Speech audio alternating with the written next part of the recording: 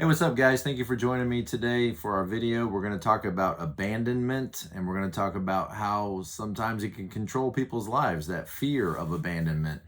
My name is Dr. Tom LaHue. I want to welcome you to my channel. We talk about all kinds of things related to the Enneagram and try to help better understand ourselves and better understand the people that we love so that we can be more compassionate with one another and more present to life and live more joyful lives. So in the description below, I'd like to point you to my website. I do coaching appointments for people. Sometimes they just want a single appointment. Sometimes people want a plan to help you get back on track and become the best you can be and relate to others in a more positive way. Thank you to my patrons that support my channel. I really appreciate your help. Okay, so let's jump into this topic. This is going to be very helpful when we think about type 2s. We think about some 9s, possibly some 6s, and then there's probably a bunch of other people out there that, whatever type you are, that you've gotten into some people-pleasing habits and compulsions. And I want to dive deeper into this subject and investigate this fear of abandonment, because I think to some level this fear of abandonment is down there in the root of what's problematic or what's causing this people-pleasing behavior. And ultimately, people-pleasing behaviors, although on the surface and in the short run can make people around us treat us well, make people around us like being around us, ultimately they can become failed attempts or self-destructive attempts to try to relate to people. It's very difficult to sustain pleasing everybody all the time. As your circle widens and widens with more and more people, it becomes exhausting and self-destructive. So let's investigate this a little bit deeper. Let's dive a little deeper. And I think at the heart of this, we need to get in touch with the 2, 3, and 4, the heart center's need for worth and shame, and the challenge that they have as heart types dealing with worth and shame.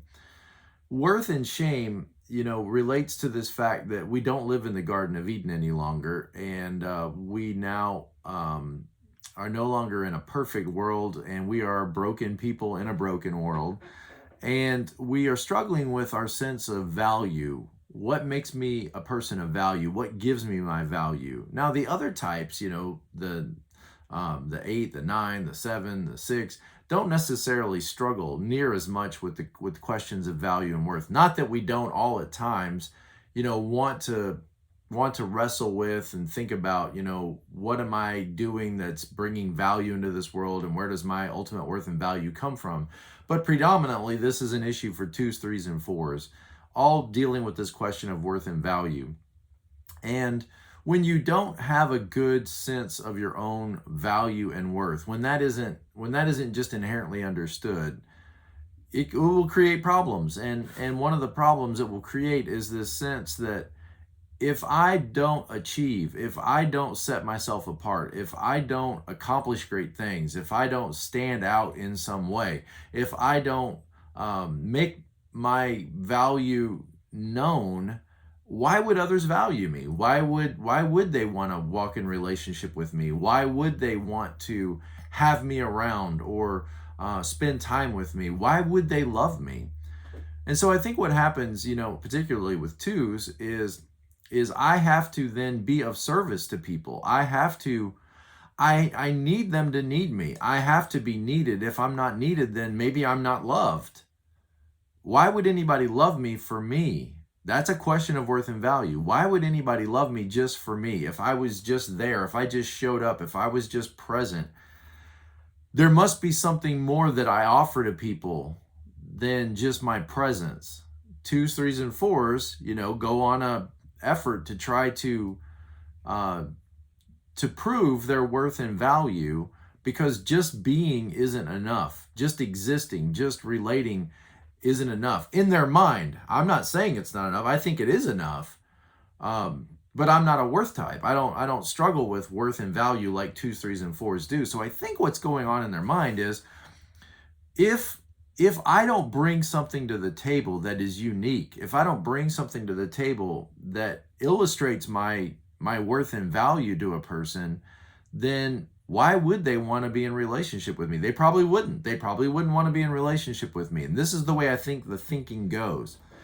So there becomes an expectation of abandonment, that people will abandon me if I don't follow through, if I don't come through, if I don't, as four, separate myself and create some unique niche that I feel alone, or threes, if I don't accomplish and achieve and have beauty or have attractiveness in that way, or have some skills that I bring to the table and my effort and my work, or twos, pleasing and caring for people and taking care of people and not being displeasing or not being disapproved of people. If I don't bring that to the table, then why would anybody want to be in a relationship with me? They probably wouldn't. People wouldn't care for me. People wouldn't want to be around me.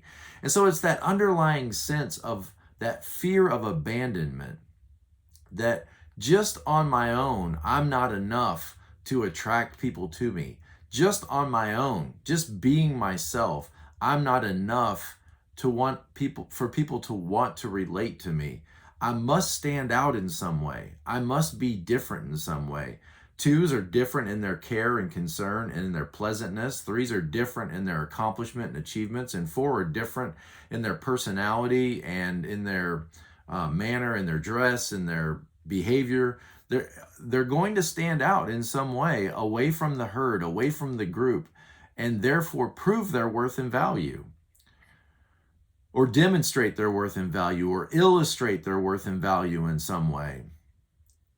And if people then reject me, if I'm a two and people are rejecting me or giving me the slightest symbols of disapproval or dislike in some way, then I think it initiates all of this anxiety for the fear of abandonment.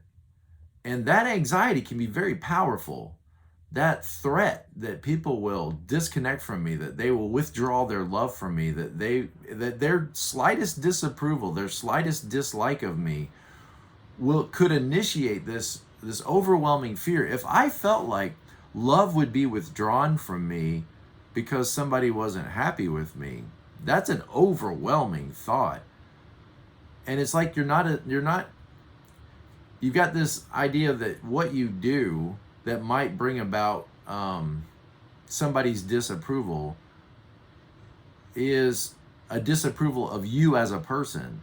Like you're not separating what you do from who you are. And so if I do or say something that somebody doesn't like or doesn't approve of or doesn't find, pleasing, then I'm not pleasing. I'm now disapproved of. Not just my actions, not just my words, not just my behaviors, but it's like you got this message that your parents maybe gave you this message, or the people that are around you gave you this message, or maybe it's just the way you heard the message, is that love will be withdrawn from you if you are found to be displeasing. Love will be withdrawn from you if you are disapproved of.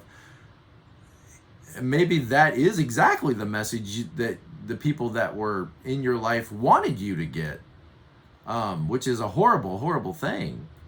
But somewhere along the way, it's like you've got this message that if people are not pleased with me all the time, if people are not pleased with my every behavior and action, then I'm going to go off a cliff, and they are going to withdraw their love from me, and I will be abandoned because, see, I don't have any worth and value on my own, separate from the worth and value that's given to me by all the people around me.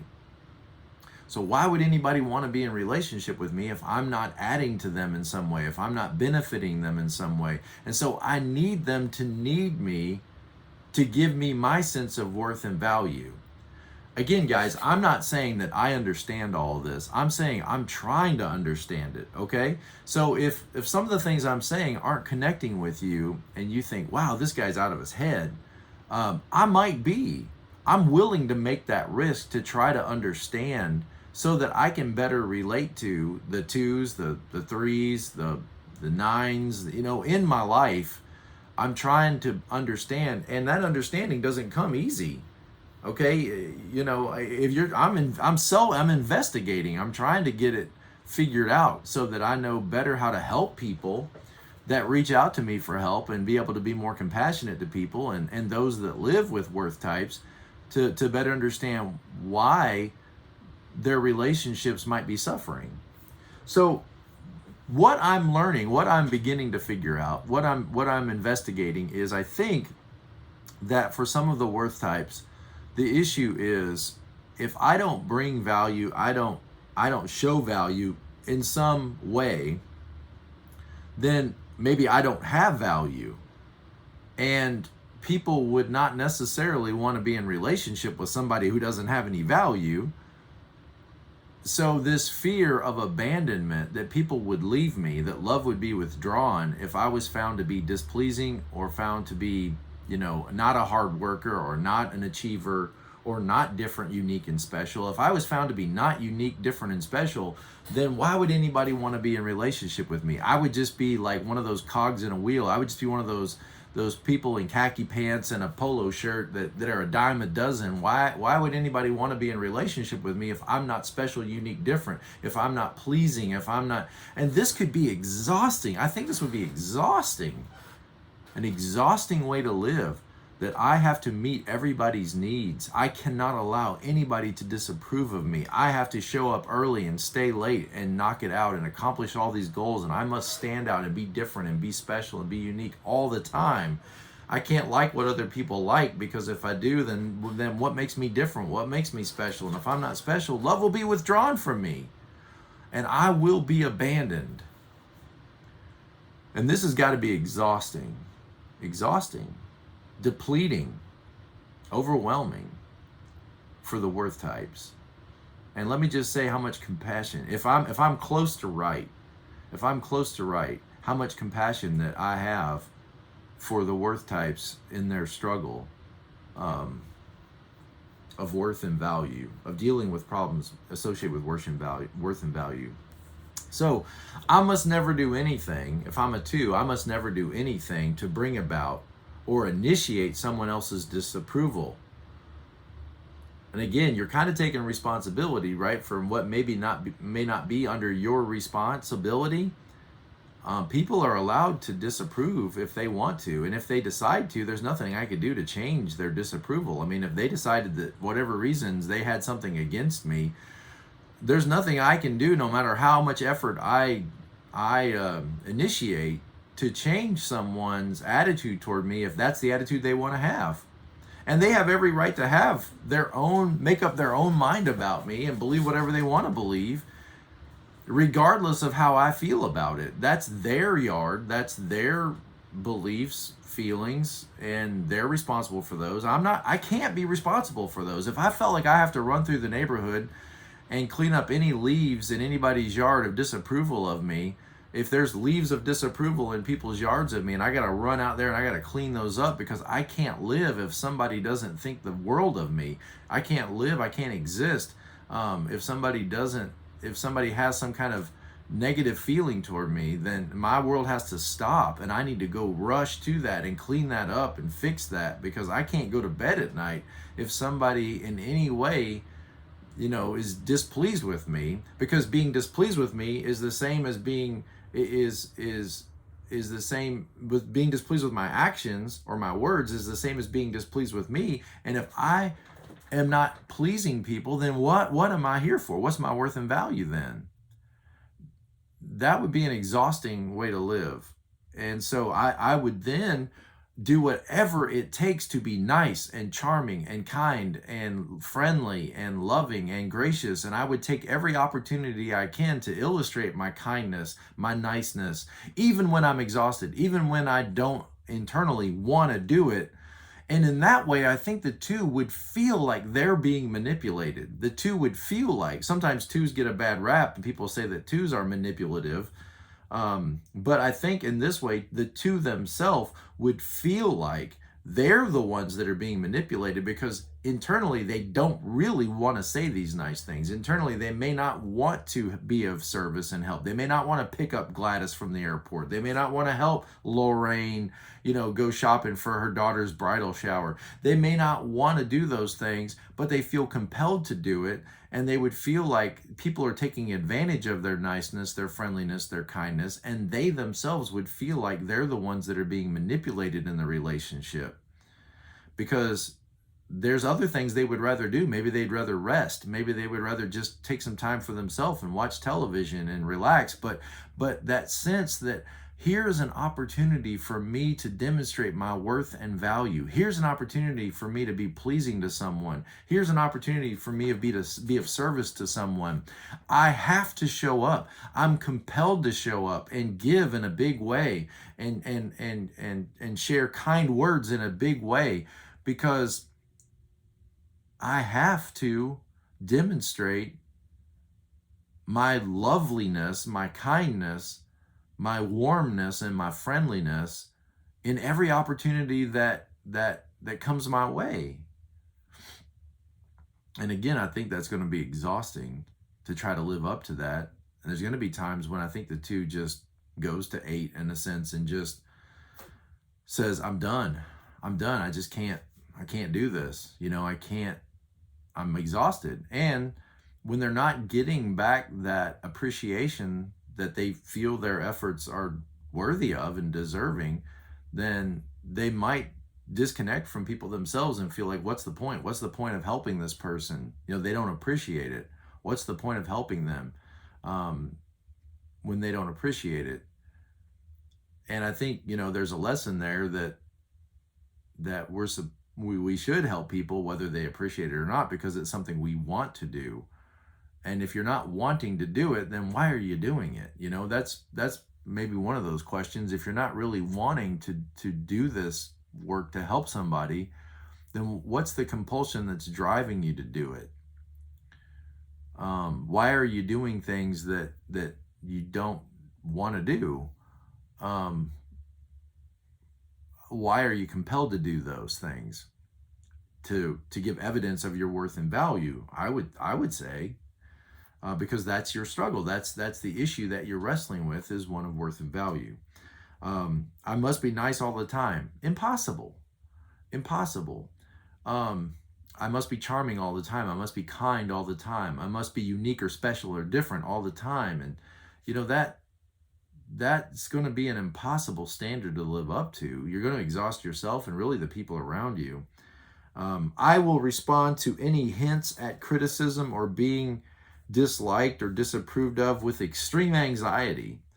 Anytime I sense that somebody might not be pleased with me or disappointed with me or disapproving of me, then I need to initiate all the alarm bells need to turn on, and I need to have extreme anxiety and intense anxiety about that, and then yield my control of my will over to others because because of that fear of abandonment. Then I must subjugate my own desires. I must mitigate my own needs and desires, my own words. I must not speak out loud my words of frustration. I must hold them all in. I must not let anybody see my anger, see my resentment, because that's not nice. It's not nice, it's not caring, it's not kind, it's not charming to let people see you're upset. So I need to hold all that back and hold all that in and not let any of that out and not let that show up in any way, because then I would be defeating my goal of being nice, of being charming, of being friendly, of being kind.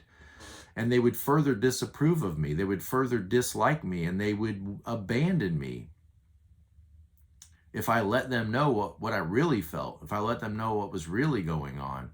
And so being nice then becomes imperative. And being nice is great. I mean, being nice is wonderful, but being real is also imperative. Being authentic, being true is also imperative. It's interesting that challenge between the 2 and the 4. The 2 being nice and the 4 being authentic. Being nice and being authentic. I would like to investigate that further and develop that thought at a later date.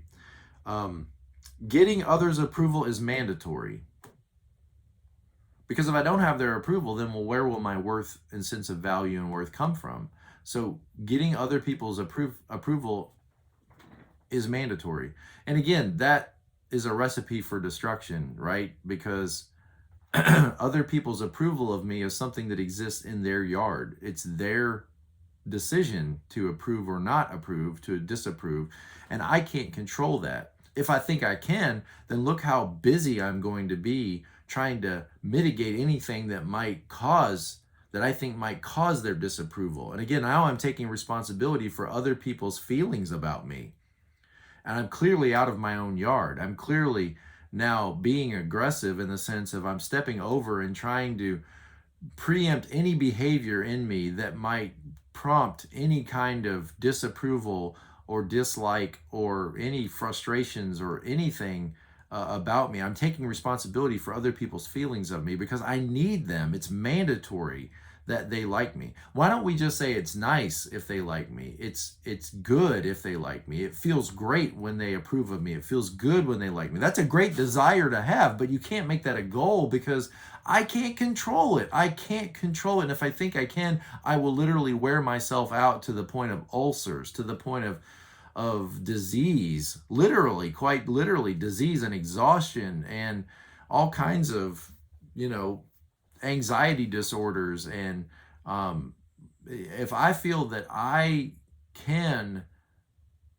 control by my actions people's response to me, then I will literally exhaust myself if I need them, if it's mandatory. Again, why can't it just be nice when it happens for people to love me or like me or want to be in relationship with me? But if they don't, it doesn't mean anything about my worth and value when somebody chooses to not want to be around me. If people decided that they didn't like me, then maybe there's a lesson there for me to learn. Maybe I do, need to work on my demonstrations of anger and my behaviors and my narcissistic, tendencies. Maybe that's a consequence of those things, and they're letting me know that I need to work on myself.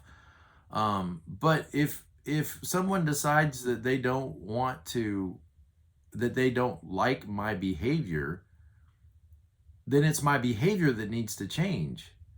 It's not my worth and value that are in question. It's my behavior that needs to change.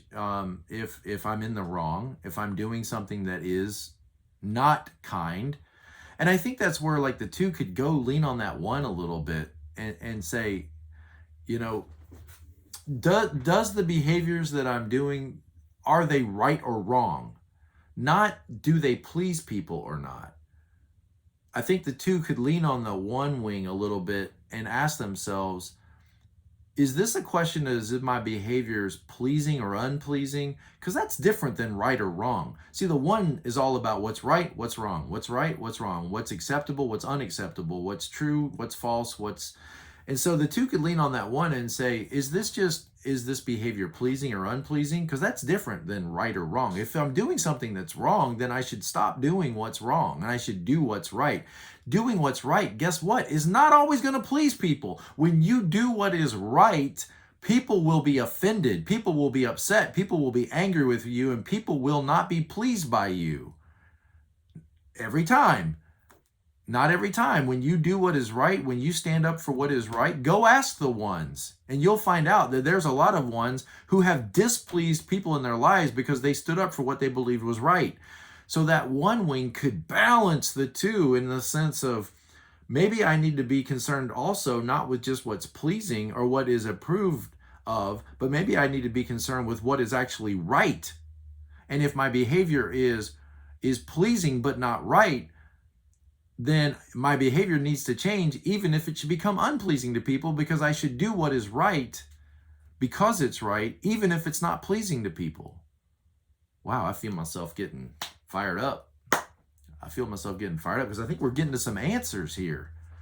I think we're getting to some answers that could really help. Okay? It's nice when people accept you, love you, and treat you well and are pleased by you, but is it mandatory?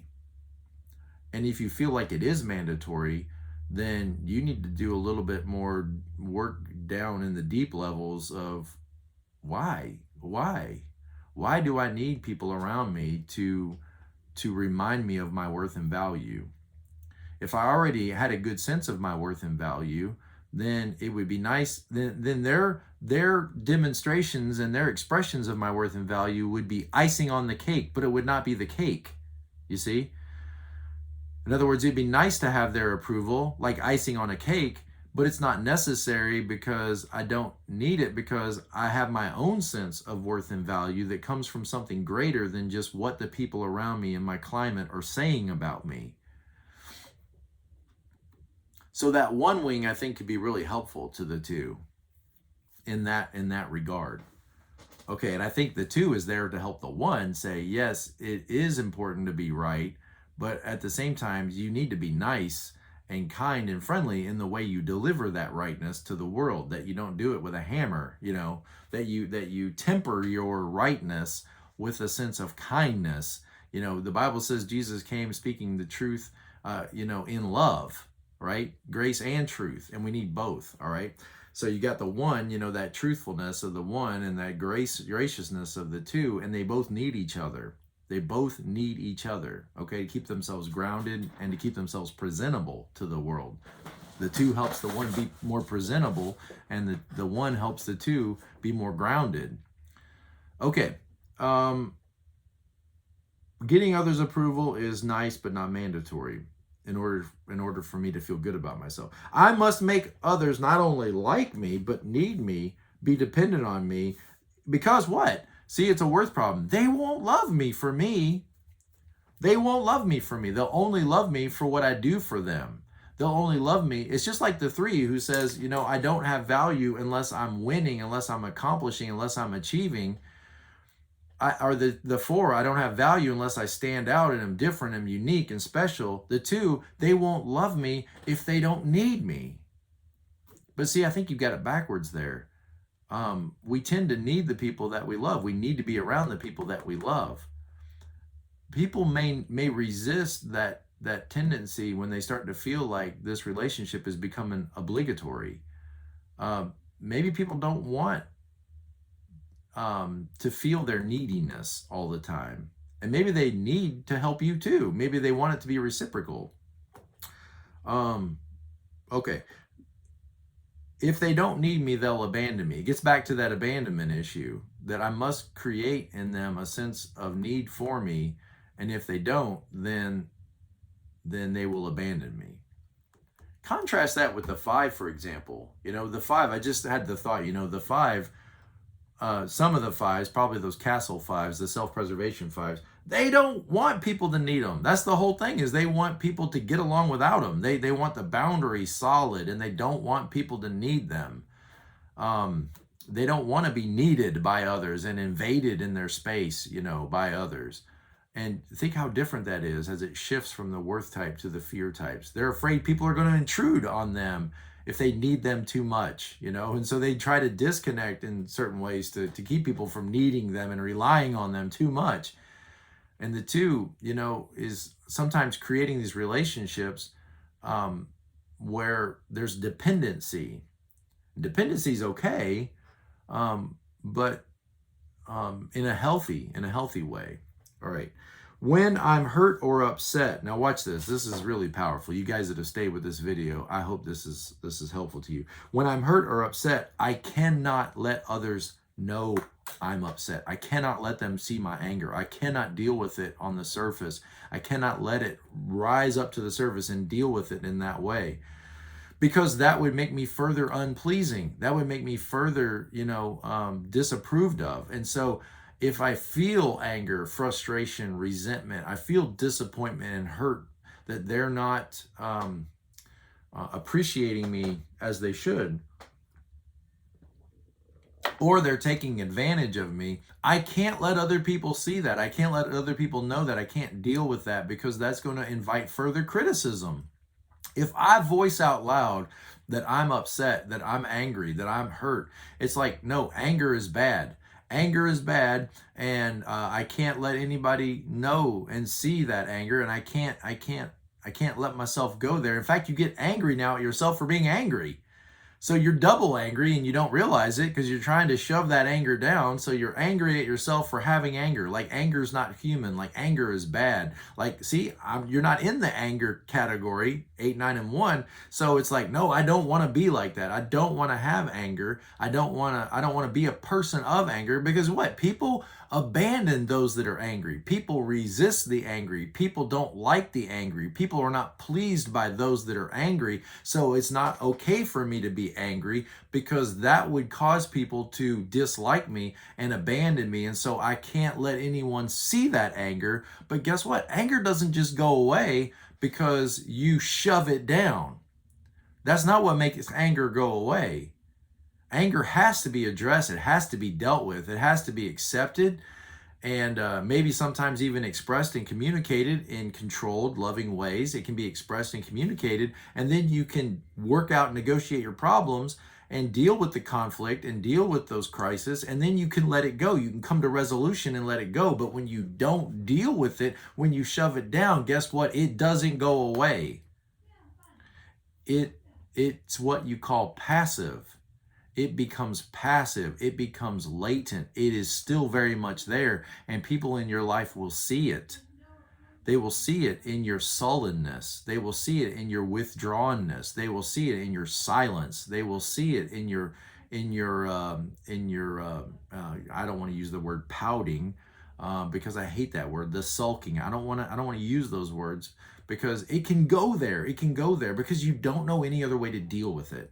Because dealing with it directly, that would invite further criticism. That would not be pleasing. People don't want to have conflict.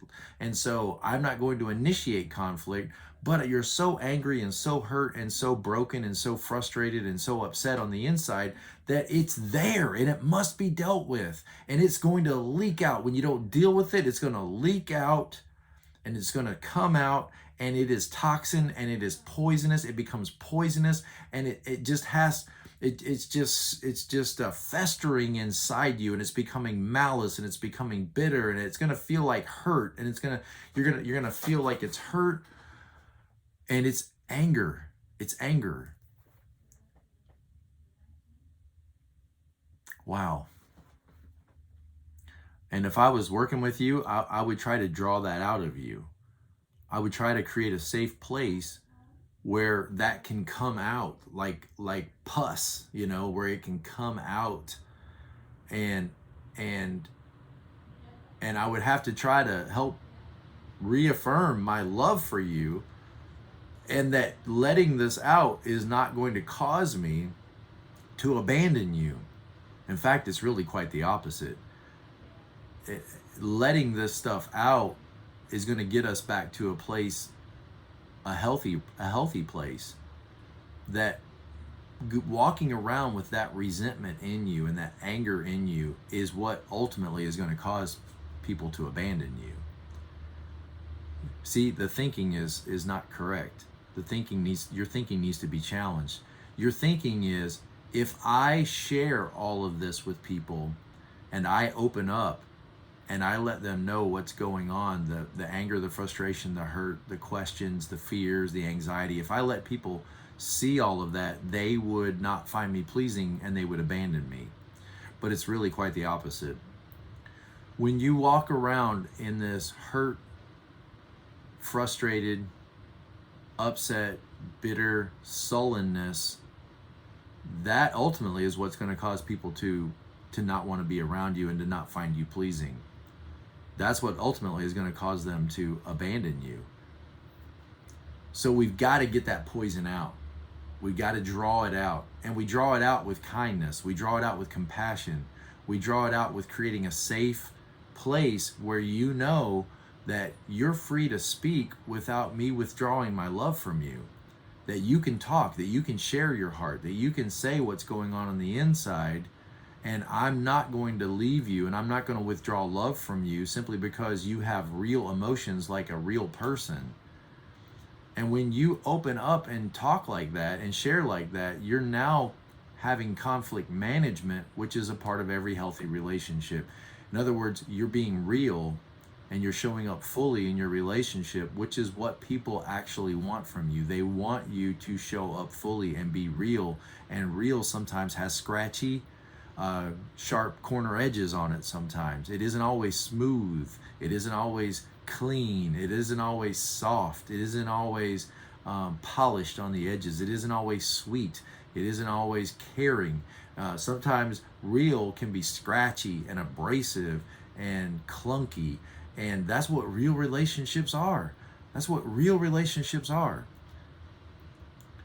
And if you're not in a relationship where you feel safe enough to open up and let this stuff out, then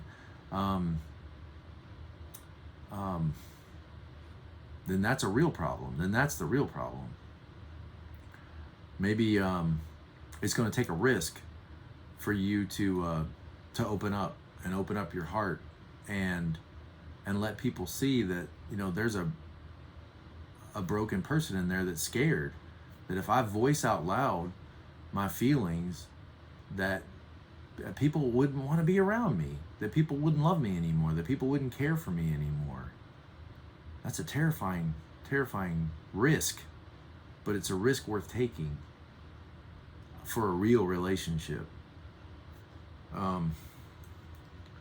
When I'm hurt or upset, I cannot let others see my anger openly because that's not being nice. I must reinforce my self-concept as being a nice person, even if it's killing me, even if it's isolating me away from everybody. I need to go down as I was the nice, kind, compassionate, caring one, even though, you know, it's not dealing with the problems is ruining the relationship, and not dealing with the problems is further separating us and causing conflict, but it's all latent and Cold War and passive stuff. I need to uphold my image of being a kind, compassionate person. That's why I'm not saying out loud how upset I am. That's why I'm not saying out loud how angry I am and how hurt I am. So I'm you're protecting your sense of you being a nice person, while the whole time you're not speaking to maybe the people in your life that matter the most. Is that being a nice person? Is that being a nice person to withdraw from the relationship and to not speak and to not share and to not okay. I will let them know I'm upset in other ways, and you will, in passive ways. Much healthier to say it's okay for people to get upset. In fact, it's normal. It's normal for people to get their feelings hurt. It's normal for this video must be about done because I can't talk anymore. It's normal for people to be hurt, upset, angry, disappointed, frustrated, and I should expect that my behaviors are going to initiate that sometimes, and I'll apologize, and then I'll ask myself what's the right thing to do and try to do the right thing. And I should expect that I will at times be hurt, upset, angry, frustrated, and it's okay for me to voice that. And in a real relationship, there's going to be sharing of our disappointments, hurts, and frustrations with one another, and then negotiating toward better results for each other. But you know, expecting my spouse to read my mind and just to know why I'm upset, and if they really cared, they would know. That is not realistic. That's not realistic. That's not realistic to think that this other person, if they knew me well enough, they would read my mind and they would just know what's wrong. They would just know what's wrong. That is an unhealthy expectation. You need to take responsibility for your words. Okay? You need to take responsibility for your words, and you need to lean over the fence, and you need to tell your neighbor what's going on and what you don't appreciate and what you don't like, and that behavior needs to change in order for you to respond in a different way. That's you owning your own yard, your own feelings, owning your own words, and owning your own attitudes. That's you maturing out of this childlike idea that everybody's going to be pleased with me if I just sing and dance and smile and serve them. That's very childlike to think that. And it's you becoming emotionally mature and relationally mature when you can own your feelings and then express those feelings. Well, what if they reject me? What if they're upset with me? What if they disapprove of me? Look, being angry and withdrawn and passively upset with your neighbor because they won't read your mind to correct their behaviors is causing you to withdraw, and that in turn is going to cause them to abandon, reject, and disapprove of you and find you displeasing. You've got to find the words. You've got to take the risk to communicate what's going on inside with the person on the other side of that fence. That's you taking responsibility for your yard and asking them to take responsibility for theirs. It's okay for people to be upset and to talk about it without thinking and fearing that they're going to be abandoned for it. You must learn to accept conflict and stop fearing the anger and the disagreement, and overcome those avoidance reactions that you have, that I'm not going to deal with this. I'm not going to make a problem out of this. It is a problem, and it's creating problems in your relationship. And talking about it and being honest about it and being truthful about it is you taking initiative to correct the problem. Ignoring it like it's not there and saying, well, it's not nice to bring this up, is making the problem worse in many instances. So your fears will only intensify every time you run away from facing them. They only get bigger and only get worse. And let's learn to disagree fairly and thoughtfully as two loving adults, and learn to have that conversation and that communication effectively. Okay, like I said, guys, I don't claim to have this all figured out. Okay, I'm just trying to dig down and understand better the people that I love and the people that I work with, and those that are in relationship with each other, so that we can all be more caring, compassionate, and sensitive to each other's needs, and in that way be more present in our relationships. Thank you, guys. I'll see you next time.